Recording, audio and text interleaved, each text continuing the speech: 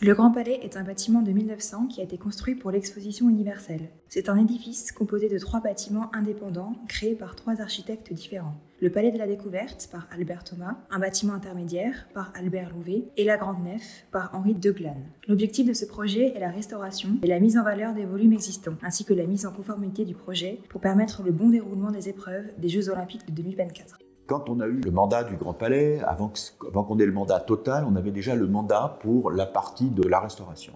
Et là, on a insisté auprès du maître d'ouvrage en disant un objet comme ça doit être appréhendé en 3 dimensions et bien sûr dans une démarche de BIM pour intégrer la complexité technique. Donc on a inventé un concept extraordinaire qui s'appelle diagnostic patrimonial numérique. Et là, on s'est attelé à explorer plus de 3000 plans d'archives. Et quand on m'a confié la responsabilité de la totalité du Grand Palais, j'ai choisi Agerope comme sous-traitant et j'ai demandé à Agerope de s'intégrer dans cette démarche-là que j'avais initiée de la 3D. La modélisation a été très détaillée. Nous avons donc réalisé des nuages de points pour comprendre et réaliser les géométries les plus complexes. Au final, le projet comporte 35 maquettes, 15 gigas de données et plus de 150 000 objets. Les maquettes sont ainsi devenues la mémoire de l'histoire du bâtiment.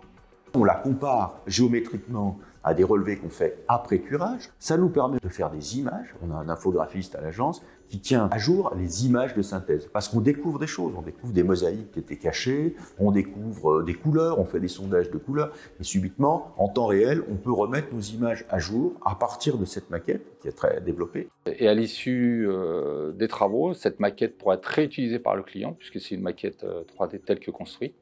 Et le client pourra en exploiter les bienfaits pour son exploitation, pour son évolution de bâtiment et continuer à le faire vivre depuis sa création du bâtiment en 1900.